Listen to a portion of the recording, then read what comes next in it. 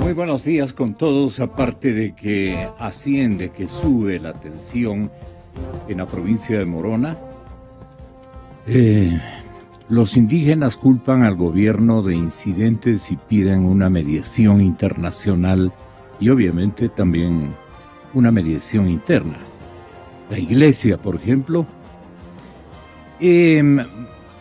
ayer se desplegaron fuerzas militares y fuerzas policiales al comando de estas estrategias los respectivos ministros del Interior y de la Defensa Nacional. Tras el enfrentamiento entre indígenas y miembros de la Fuerza Pública por el desarrollo de un proyecto minero en la comunidad de Nanquitz, la incertidumbre ha aumentado en esta provincia oriental amazónica. Tanto el régimen como los líderes de las organizaciones que lo representan se acusan mutuamente de causar los hechos de violencia por los que un policía murió, otro se encuentra en coma inducido y 5 más resultaron heridos. Las organizaciones indígenas culparon al gobierno de los incidentes y han solicitado, vuelvo y repito, la mediación de las Naciones Unidas, de la Organización de Estados Americanos, entre otras, para poner fin a estas tensiones. También se ha generado una suerte de encuestas de intención de voto para presidente de la República muy contradictorias, como siempre, contradictorias. Son 65 días que faltan para que se realicen los comicios y allí las empresas, las encuestadoras, como que no coinciden en presentar una versión uniforme de las tendencias en el electorado. Cada cual, naturalmente, tiene, llamémosle, sus compromisos. Ayer 3 encuestadoras hicieron públicas sus cifras más recientes y aunque mostraron ciertas coincidencias en el orden de los candidatos, también existen grandes diferencias en los porcentajes. Y entonces Market habla de un 50% de personas que aún no han decidido cómo van a votar, mientras que Sedatos deja el porcentaje en 51%. Y Perfiles de Opinión habla apenas de un 29% de indecisos. Perfiles de Opinión dice apenas hay un 29% de indecisos. Y todos se han dado o han anunciado su previsión cuantitativa, los porcentajes que se mostrarán en apoyo a los diferentes candidatos. Aquí me han puesto en mi agenda de trabajo para esta mañana el informe del estudio de opinión de la empresa Market. Sí, si las elecciones para presidente de la República serían el día de hoy y los candidatos fueran los que aparecen en esta papeleta, ¿por quién votaría? 46.3% diría sí y diría no. Esto no entendemos. La tabla 1, a ver si me ayudan. ¿Por quién votaría? ¿Por quién votaría? Claro. Pero aquí no hay nombres. Aquí están. Aquí está. Votarían por Lenín Moreno el 31.3%. 31.3% en lo de Market. Por Cintia Viteri y Mauricio Pozo, el binomio de las 6, estarían votando el 17.4%. Con décimas sería el segundo en la intención de voto la doctora Viteri, que en realidad da la impresión que ha crecido. Pero muy de cerca, milimétricamente diría yo, Guillermo Lasso, Andrés Páez, con 17-1. Frente a Cynthia Viteri, 17-4. Está Guillermo Lasso, Andrés Páez, 17-1. Paco Moncayo, según Márquez, ocupa el cuarto lugar, con 13.8. Y ahí sigue Dalo Bucarán, Ramiro Aguilar, respetable figura, con 3.5. El ex canciller Zuquilanda tiene apenas el 1.9, según Márquez. Y la medición, la intención de voto que registra Washington Pesantes es de 0.5%. Y en blanco, el blanco y el nulo les ganan a toditos. En el blanco hay 7.0, o sea, 7 clavados. Y nulo, 6.8. Es el informe del estudio de opinión. Sedatos, a ver si me apoyan, y el último estudio de Sedatos, el último estudio de la otra agencia, ayúdeme, la otra agencia, ¿cuál es? ¿Perdón? Claro, perfiles de opinión sería. Perfiles. Yo creo más en este punto de vista que se llama el efecto Moreno. El efecto Moreno, con signos de interrogación. Lo trae Plan B, con un escrito, un análisis bien pormenorizado, creíble, objetivo, de parte del doctor Gabriel Hidalgo Andrade. Él es un distinguido politólogo lojano, abogado y docente universitario, viajero incansable a la península ibérica. ¿Verdad, doctor? Bueno, con o sin el presidente Correa desplegando todo su aparato de propaganda, invitando al voto en sus actos públicos, amenazando a los electores con golpes de Estado ficticios, enviando dramáticas cartas a los militares correístas y hasta usando su sabatina un día antes de las elecciones para suplicar el voto por su candidato, Barrera obtuvo lo mismo que hubiera obtenido en el momento que arrancó la recta final de las elecciones. Barrera no despegó de su techo del 40%. Este recuerdo cuantitativo nos trae Gabriel Hidalgo en un muy interesante artículo que ustedes lo pueden leer y encontrar en el Internet. Dice, los resultados de las últimas elecciones demuestran que en Ecuador el voto tiende a concentrarse, lo que significa que los electores cada vez más interpretan su voto con un sentido de utilidad. ¿Qué quiere decir esto? Como después explica, que es la clase media, la que está a la expectativa, aguardando, esperando, parqueada, a ver quién tiene mayores posibilidades de crecimiento para el sector de la oposición.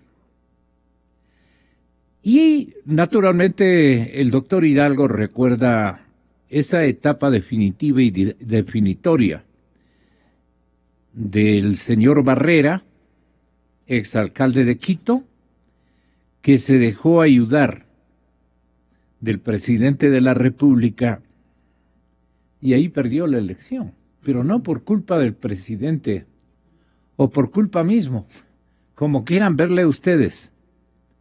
Pero Barrera arrancó su campaña, ustedes recuerdan, con una gran aceptación electoral. Perfiles de opinión, siempre perfiles de opinión,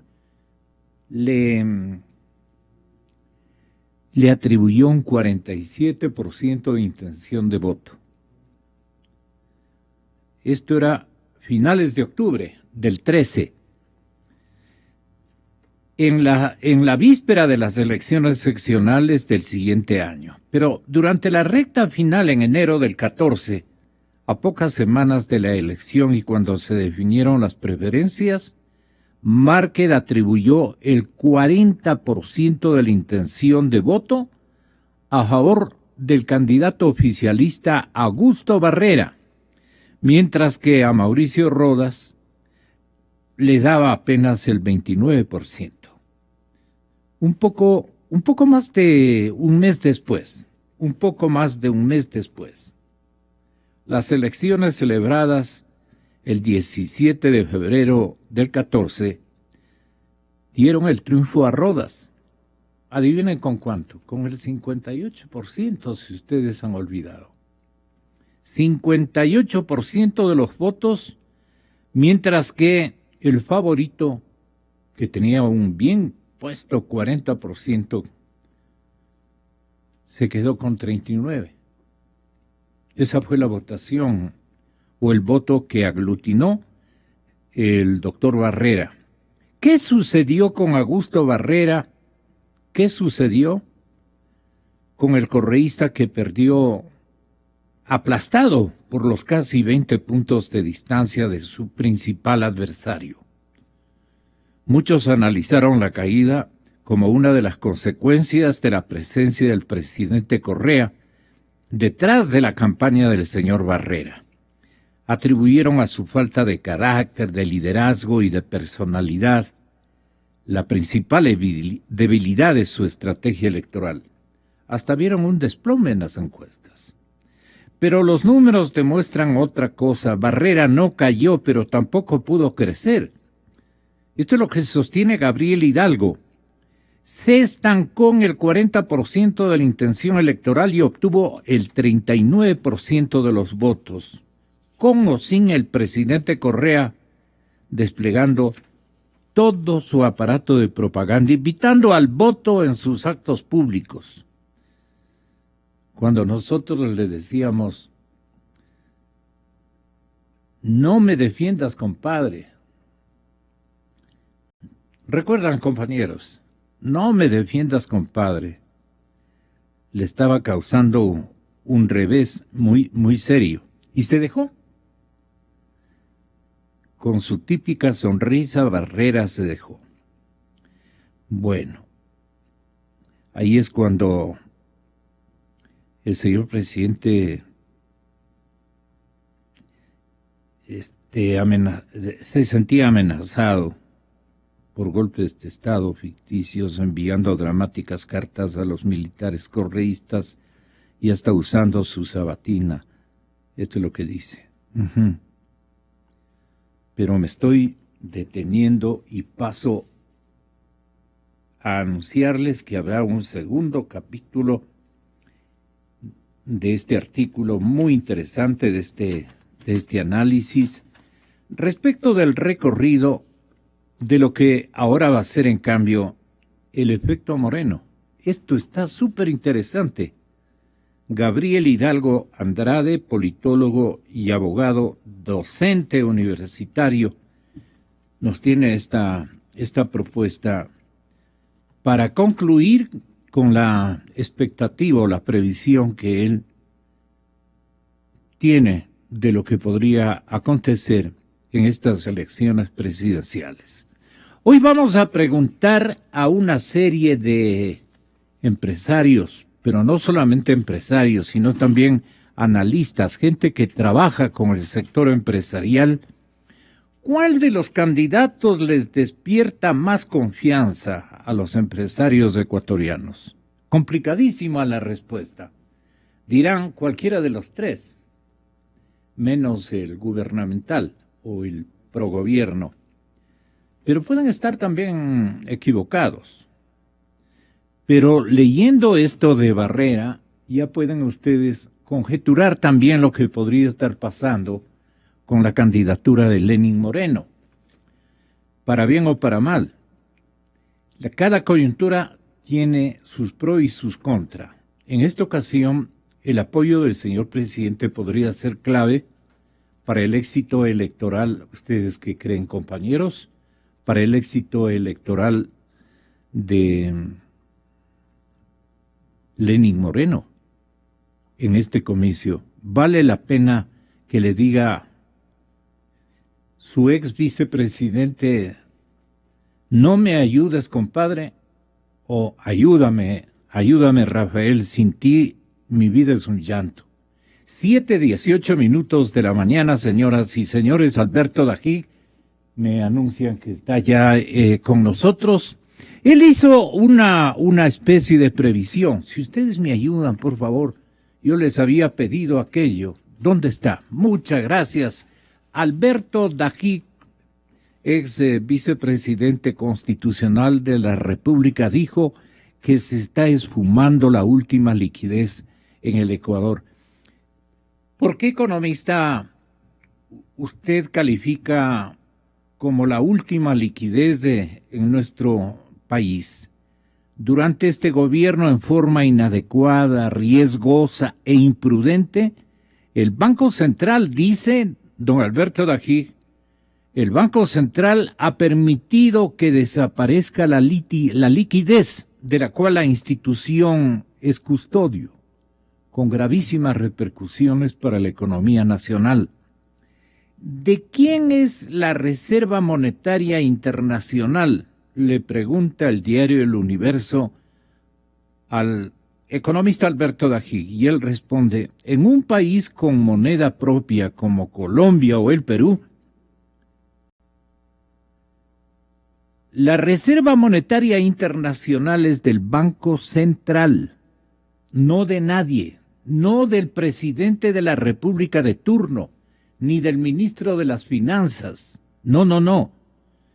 Esto pasa a ser una especie de patrimonio, porque no es ni siquiera del Banco Central, es ahorro de todos los ecuatorianos. Es contraparte, digamos, para construir esta reserva de la institucionalidad privada y pública de nuestro país. Se hacen dueños, es otra cosa. Eso es otro cantar. En un país sin moneda propia como Panamá, Puerto Rico, Grecia o Ecuador, la reserva pertenece a los depositantes del Banco Central, no es de nadie más.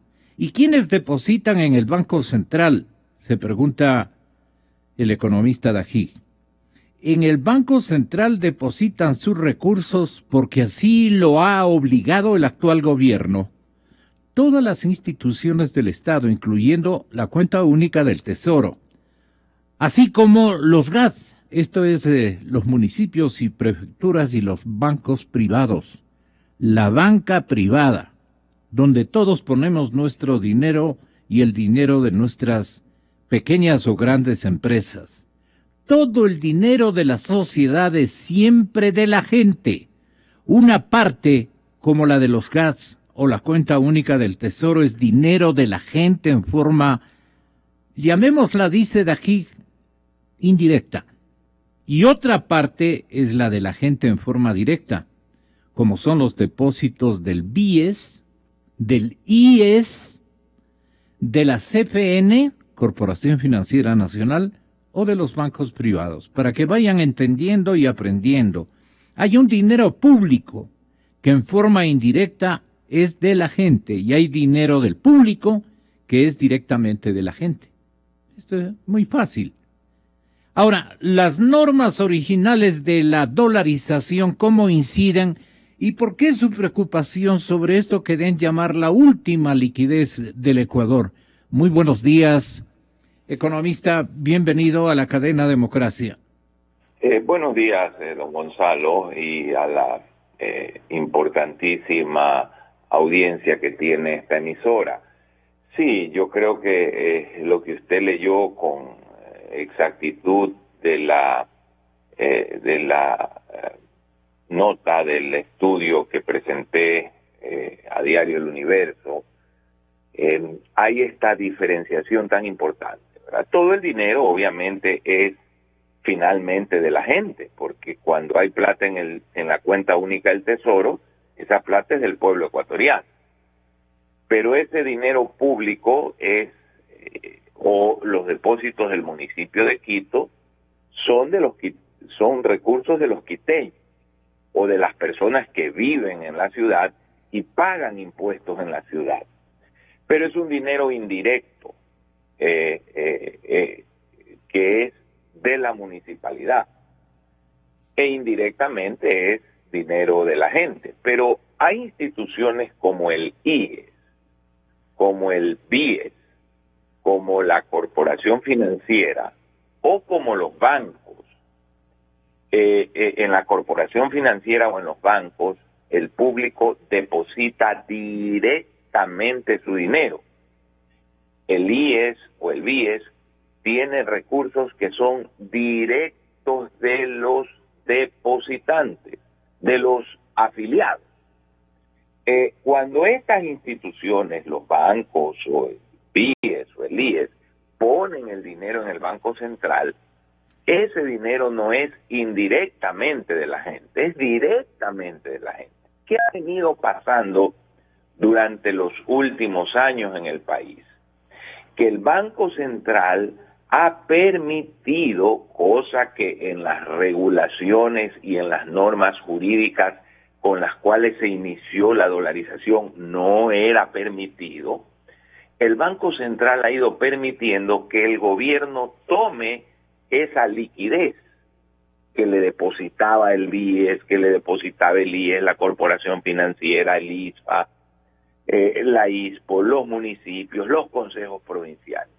Use la liquidez, se la lleve y le entregue al Banco Central bonos.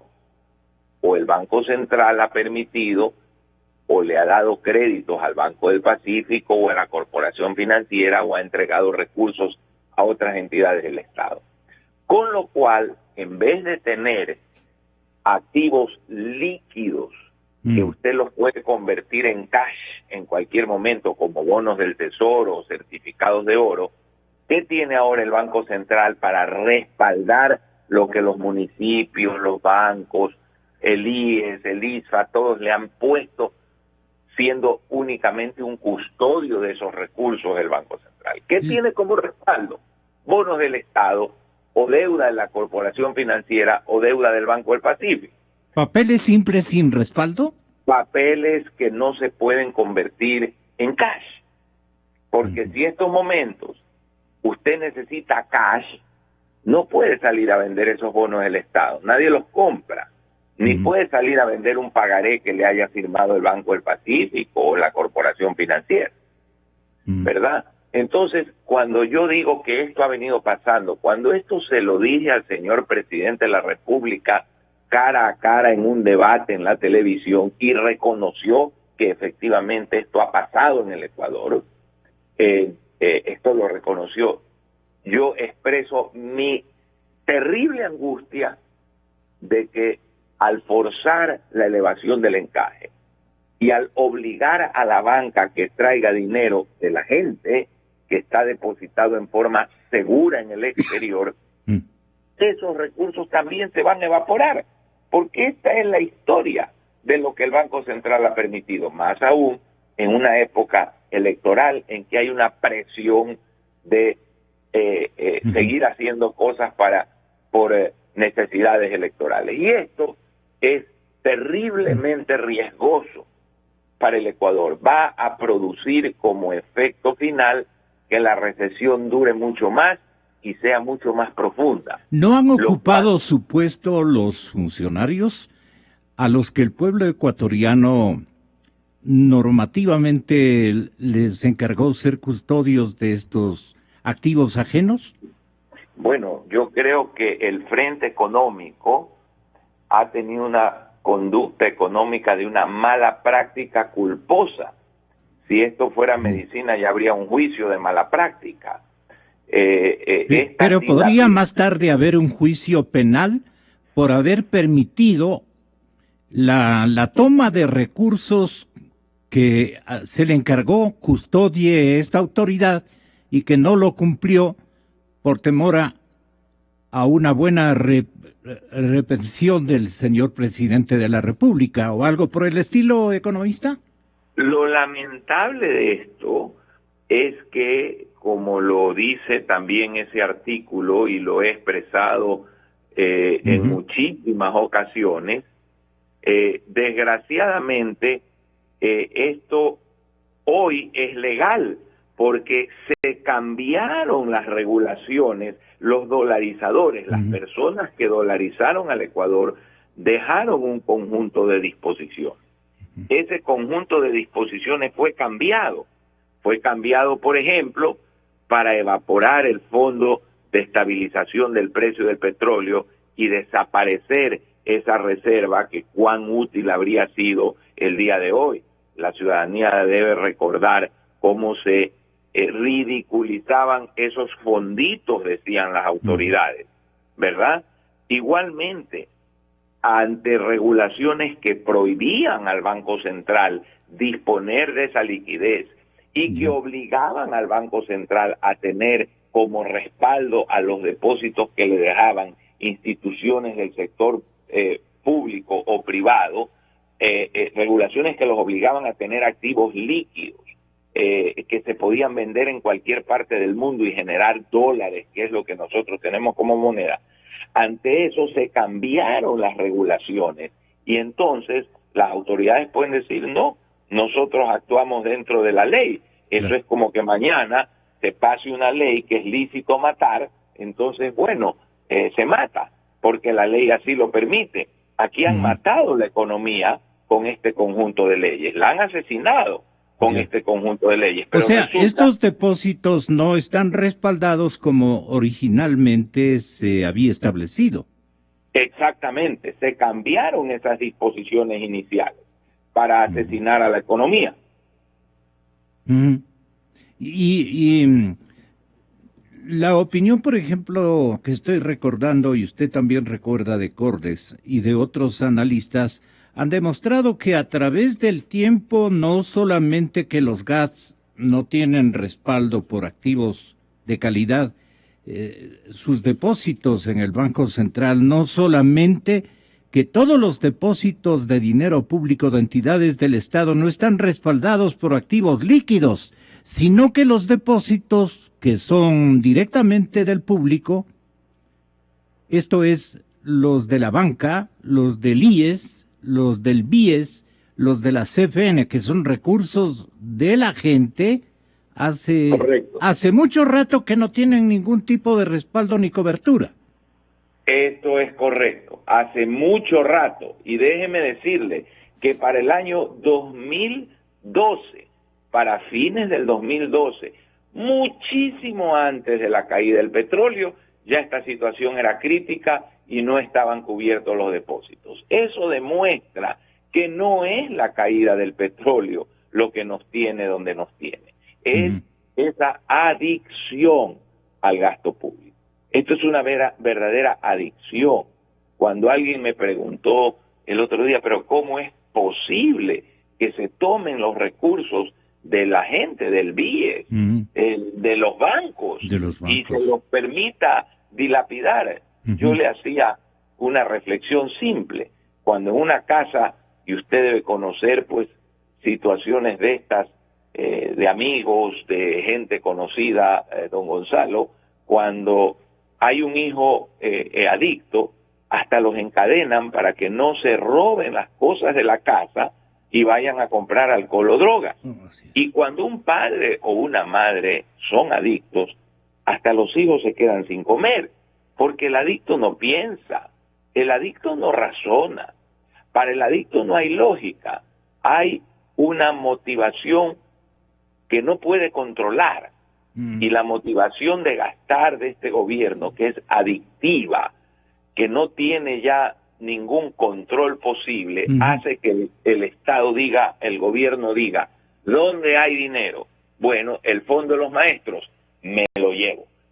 El IES, me llevo. El ISPA, ya me llevé esa plata. ISPOL, ya me la llevé también. Y ahora la última gota de liquidez que queda, que es la de la banca privada, la liquidez que ha sido precautelada con mucha responsabilidad por el sistema financiero, se está yendo con este conjunto de medidas que se han tomado últimamente. Ahora, la banca no solamente ha protegido a sus depositantes con recursos excedentarios que tenían el Banco Central, se alude también que la banca tiene en el exterior recursos que le dan el respaldo adicional. Y claro, el adicto ya ha dispuesto que tengan la bondad de traer, de repatriar esos recursos para gastárselos él. Es decir, que se obligue en esta circunstancia a la banca a traer el dinero que tiene afuera, que está a buen recaudo, que es absolutamente líquido, y entregárselo a un banco central que tiene este terrible historial de haber permitido que desaparezca la liquidez y que a cambio acumule bonos del Estado, no es pues precisamente la manera de generar confianza en este momento, porque el historial del Banco Central de estos últimos años es contundente. Liquidez que hay, liquidez que permite que el gobierno se la lleve. De hecho, a la fecha de hoy, pues estas cifras no se las puede revisar a diario, pero al 2 de diciembre, que son las últimas cifras que vi, la reserva tenía más o menos 9.600 millones de dólares, pero lo que era realmente líquido de esa reserva eran 3.300, es decir, el faltante que hay de liquidez es 6.300 millones de dólares, son 6.300 millones de dólares, más de 6 puntos del Producto Interno Bruto, lo que le han ido sacando a través del tiempo y que hoy falta en el Banco Central. Si le pregunta a una autoridad monetaria, más que una autoridad monetaria, un juez penal, al Banco Central y a sus autoridades de época, ¿por qué usted permitió que salga de sus arcas 6.000 millones de dólares? Ellos van a decir, es que esas facultades le otorgaron en estos recambios que el presidente introdujo, obviamente con la veña, con el permiso, con la permisividad, digamos, de autoridades de menor cuantía, aparentemente, pero que tenían antes una obligación sagrada de defender esos recursos. ¿Estos jóvenes no irían a parar en la cárcel más temprano que tarde?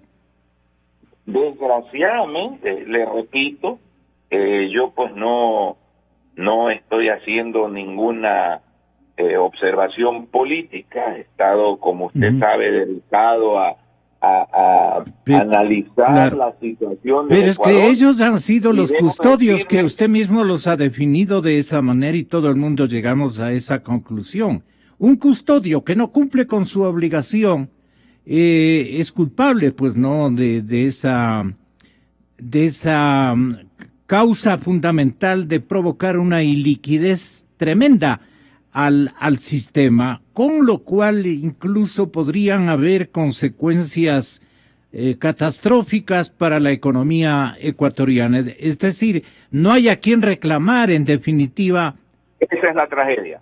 Esa es la tragedia, que al haberse, por eso le digo, uno podría decir que se vayan a la cárcel. Bueno, yo lo que digo es, han actuado con leyes permisivas, leyes deshonestas, leyes maléficas, que fueron, inclusive la tragedia de esto es que se burlaban de las seguridades que tenía la legislación original de la dolarización.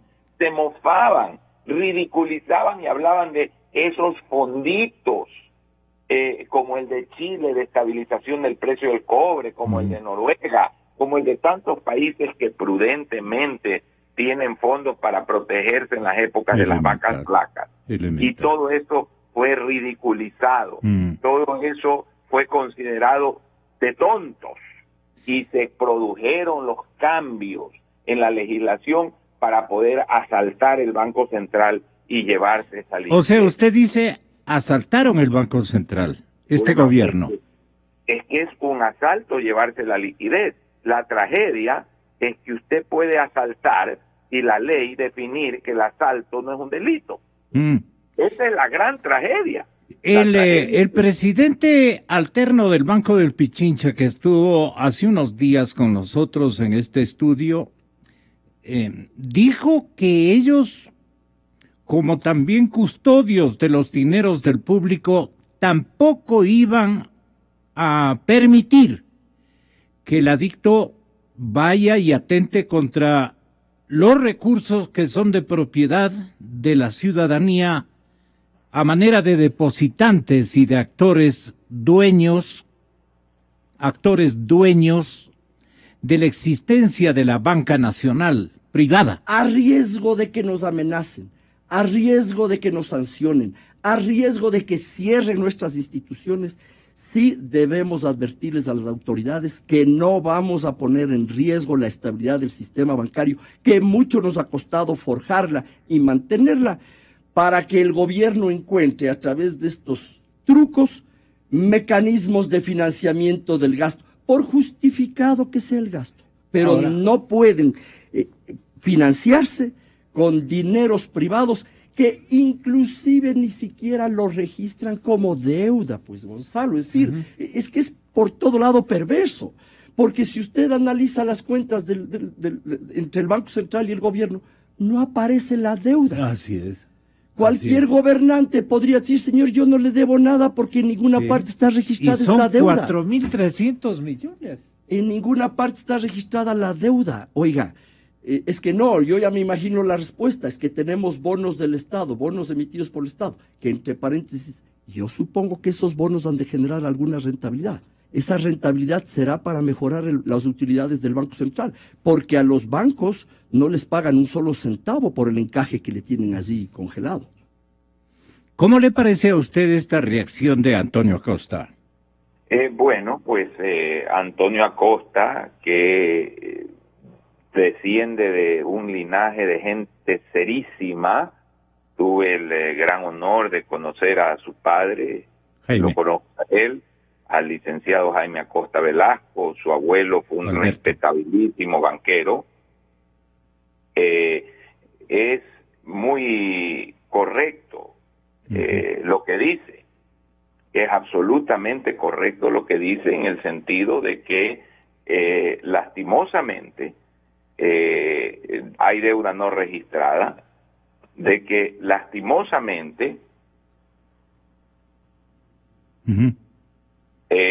además de que hay deuda no registrada, estos momentos se compromete la estabilidad de los depósitos de la gente. Entonces, la banca y el sector privado creo que tienen un derecho de exigirle al gobierno un cambio, de hacerle ver al gobierno la gravedad de disponer de estos recursos para financiar gasto público.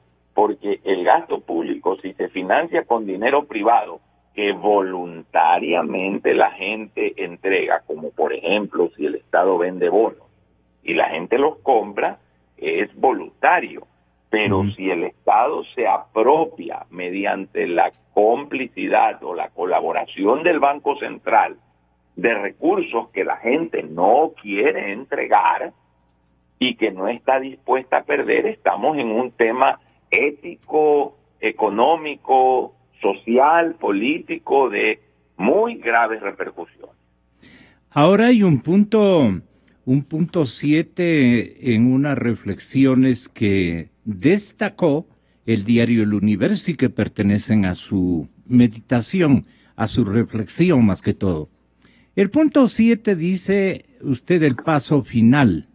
¿Nos está escuchando? Me anuncian mis compañeros de producción.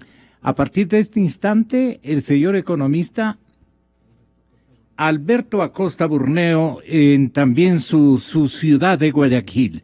Entonces usted dice, economista de aquí, el Banco Central puede ser accionista de entidades del sector público.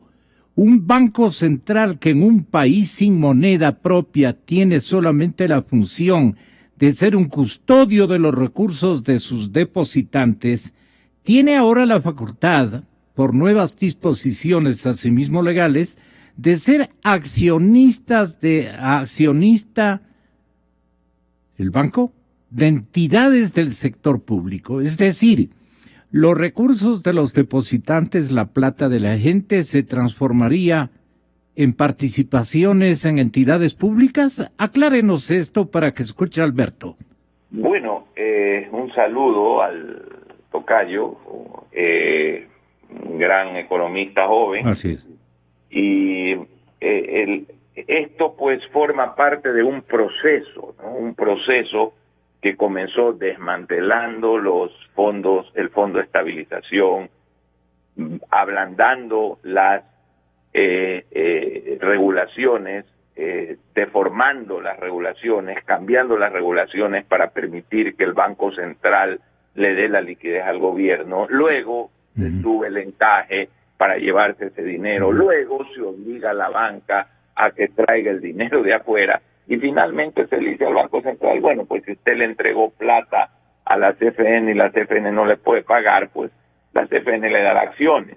Entonces, con esto, los depósitos de la gente se transforman forzosamente en cosas que la gente no quiere tener. La gente quiere que su dinero esté respaldado por bonos del Tesoro americano, por oro, por depósitos en entidades financieras de primer orden en el mundo, no por bonos del Estado ni por papeles de entidades ecuatorianas, porque esas no son convertibles en cash, no son convertibles en dólares. La gente que entrega dolarcitos verdes de verdad y que recibe de respaldo papelitos que inclusive, como decía Antonio Acosta, no están ni bien registrados ni bien contabilizados. Entonces, sí creo que es un momento en que el sector público debe escuchar, es un momento en que el sector privado se debe unificar, e inclusive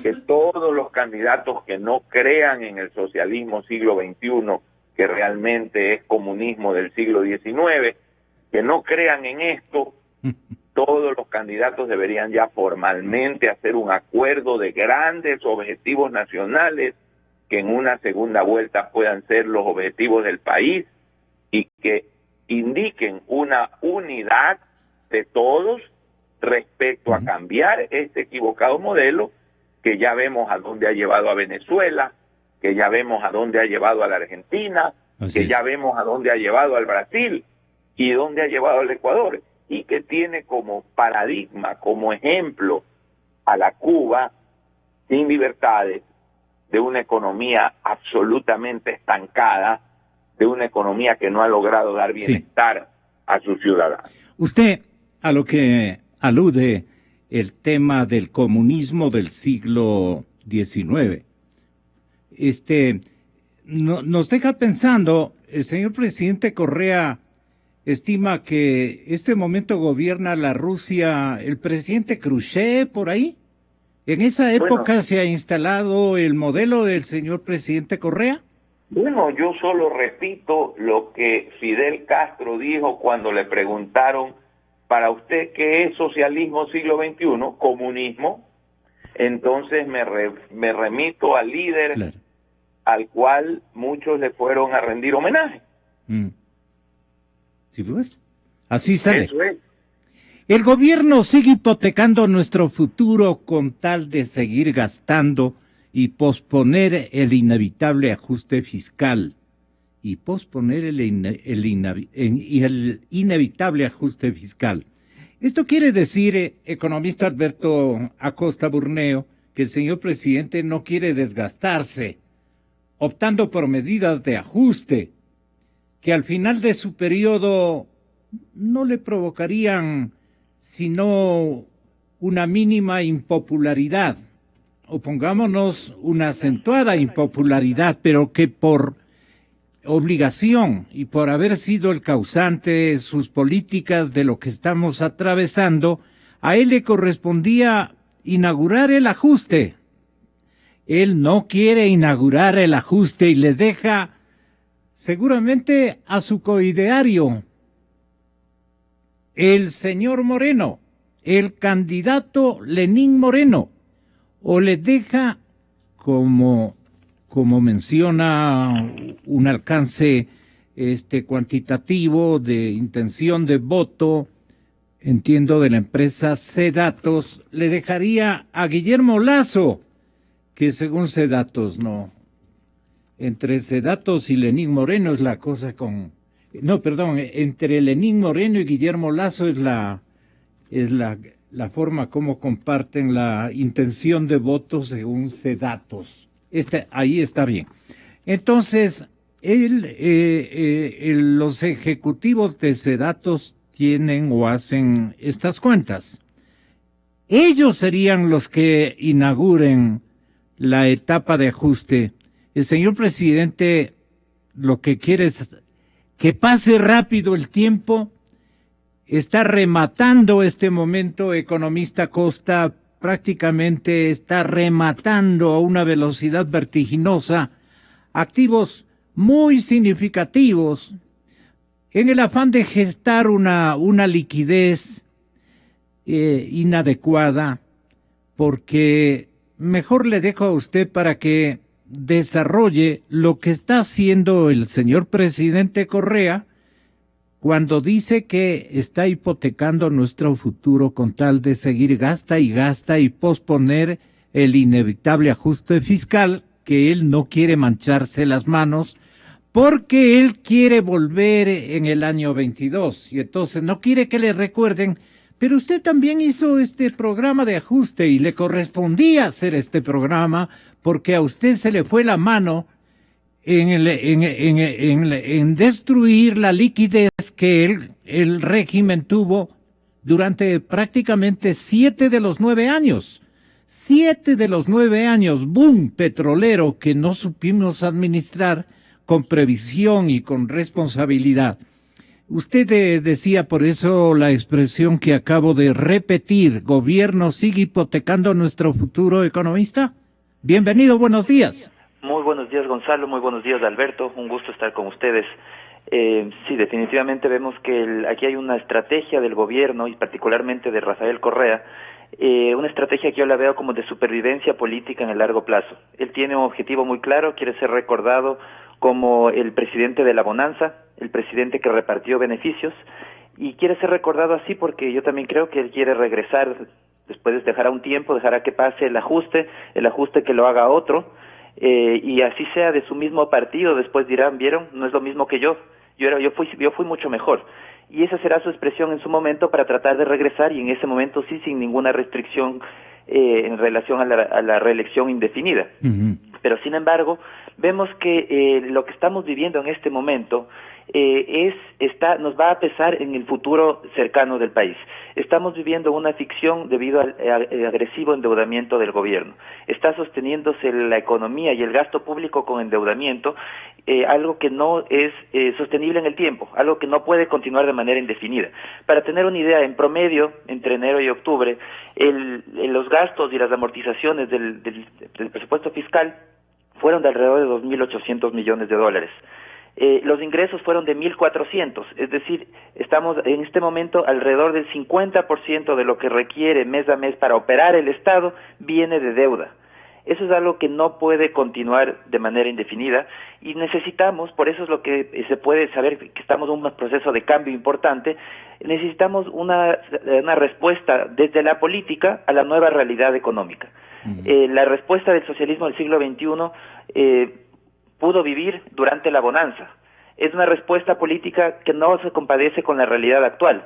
Y entonces la respuesta que nos dio el socialismo del siglo XXI fue de mucho gasto, mucho crecimiento del Estado, pero nunca de previsión que la bonanza no es eterna, que las bonanzas terminan como han terminado a lo largo de la historia del país y de todo el mundo, y que entonces uno tiene que estar preparado. Y en la bonanza no hay que expandirse más allá de lo que es prudente para que en la escasez poder tener una mejor situación. Es tarde, no se lo hizo.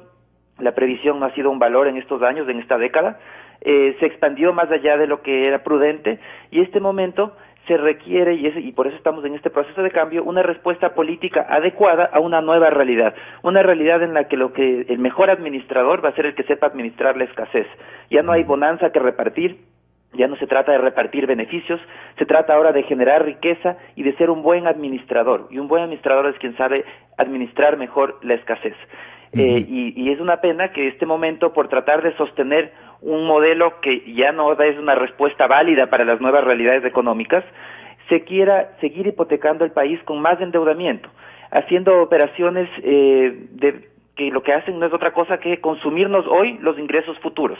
Por ejemplo, la entrega de los campos petroleros atados a una entrega de un financiamiento, que en el fondo es un financiamiento que recibe un anticipo que recibe el Estado. Eso se está comiendo hoy los ingresos del futuro. Yo no cuestiono el que se entregue un campo petrolero para una recuperación mejorada, creo que es importante hacerlo. Lo que cuestiono es que esté atado a comerse hoy los ingresos del mañana, porque ¿de qué vamos a vivir el mañana si nos estamos comiendo hoy todos los ingresos? Las preventas petroleras, del mismo ejemplo, nos comemos hoy los ingresos del futuro. La deuda, que es adelantar consumo. Todas estas medidas lo que están haciendo es gastando y reduciendo nuestras posibilidades de futuro. Claro, para quienes están en el poder en este momento eso es menos relevante.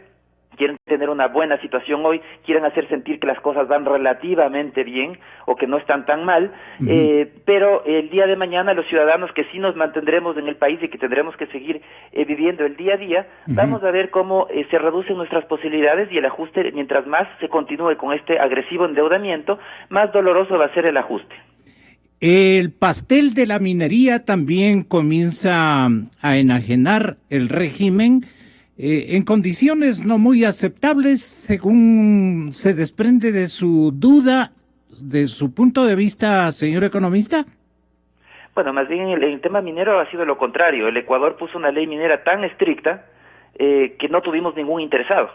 El presidente hace unos años se jactaba de decir que es la ley más estricta a nivel mundial. Y el resultado estuvo a la vista. Tenemos varios años de retraso en la minería que no ha podido despegar. Entonces, más bien en este momento se está tratando de equiparar en algo. Entonces, más bien ha habido un tema contrario. Lo que sí es que no podemos pensar que el Ecuador puede vivir solamente de la extracción de recursos naturales. Entonces, ¿qué estamos hipotecando este momento, para ser claros? En este momento estamos hipotecando los ingresos futuros, o sea, la posibilidad de tener ingresos que el Estado tenga ingresos y de esa manera la sociedad. Vendiendo al apuro los espacios mineros, ¿no estamos hipotecando el futuro? Sobre todo yo menciono esto de aquí, me parece sobre todo en el tema petrolero, cuando se está entregando fuertes anticipos. En el caso minero no hay fuertes anticipos, son más bien anticipos pequeños, es un caso distinto. En el caso petrolero sí hay anticipos muy grandes, con el campo Auca fue un anticipo de alrededor de 1.000 millones. No le queda nada al próximo. Se está hablando ahora de hacer lo mismo con el campo Sacha, hay que ver a qué acuerdo se llega. Está hablando hoy terminaría la negociación que usted conozca, serían 1.500 millones. 1.500 millones de dólares. Y cogerían anticipadamente 750, es el 50%. Entonces son montos muy importantes que se van a consumir hoy de ingresos que deberíamos recibir a futuro. Entonces ese es el problema, es que estamos comiéndonos hoy los ingresos que deberíamos recibir en mañana. Ya. Escuchemos a señores oyentes, con su permiso, y también a nuestro invitado, con su permiso, lo que el señor economista Alberto Dajiga, ex vicepresidente de la República, menciona también ocurriría con la liquidez que se va a esfumar de un momento a otro. ¿Cómo relata esta circunstancia? ¿Y quién sería o qué sería la causal fundamental para que la liquidez francamente quede esfumada? Economista. Como me toca ya por razones de trabajo concluir, al estar de acuerdo con el análisis que ha hecho Alberto Acosta, quiero reiterar algo que he expresado en muchas ocasiones. Usted no vende, Gonzalo, usted no vende un activo cuando está en estado de desesperación porque se lo van a pagar mal. El Ecuador, que está de rodillas financieramente, está regalando sus activos a cambio de liquidez. Es un verdadero desperdicio del patrimonio de los ecuatorianos, un despilfarro del patrimonio que lo lloraremos a futuro, porque efectivamente, como expresó Alberto, para satisfacer necesidades de hoy, estamos hipotecando el petróleo, consumiendo la liquidez, anticipando el consumo y malbaratando activos del Estado. La desaparición de la liquidez que yo predigo o que digo que va a suceder con estas medidas es por la evidencia pasada. Para el gobierno hay una conducta adictiva al gasto. El adicto no piensa, el adicto no razona. El adicto solo ve dónde hay recursos, se los toma. Y esto es muy grave para el Ecuador. Yo quiero agradecerle, Gonzalo, usted, muchas gracias. Alberto, pero como estoy desde 6:45 conectado tranquilo, y tengo ya trabajo que hacer, un saludo a ustedes y a toda la audiencia. Muchas gracias. A usted, ex vicepresidente. Terminaríamos con qué escepticismos y con qué seguridades de que lamentablemente muchas cosas pueden ocurrir a la vuelta de la esquina. Hay una suerte de incertidumbre gigantesca. El propio gobierno parece que no tiene un guión como para sentirse confiado, inclusive en los malos pasos, porque puede resultarle complicadas las consecuencias. Y más tarde también será motivo de juzgamiento. ¿Cómo ve usted el futuro de la administración presidencial del señor presidente Correa? Perdón. Bueno, yo creo que el próximo gobierno, sea quien fuere, gobierno de Alianza País o un gobierno de la oposición, va a ser un gobierno sustancialmente más débil. Un gobierno que va a tener que enfrentarse a una asamblea dividida, donde no va a haber mayoría de ningún partido, ni de ningún movimiento, que va a tener O sea, no va a haber quien le defienda a Lenin. En la asamblea va a tener alguien un bloqueo permanente si es que es Lenin Moreno, y si es que es la oposición, va a tener en cambio en todo el resto de instituciones del Estado que son dominadas por Alianza País, también va a tener un permanente boicot. Y en la Asamblea va a tener una dificultad de llegar a mayorías. Entonces vamos a entrar de nuevo a un proceso de mayorías móviles, de más incertidumbre, inclusive yo creo que para leyes importantes que requiere el país de ajuste, no van a encontrar, así sea un gobierno de oposición, tampoco va a encontrar una mayoría fácil. Entonces vamos a entrar a una etapa de mucha más incertidumbre, de más conflictividad. Las medidas que se debe adoptar en el país para poner en orden la casa, después de todos estos excesos que estamos viviendo en este momento, son medidas que no son populares, son medidas que en muchos casos son dolorosas, pero que son inevitables.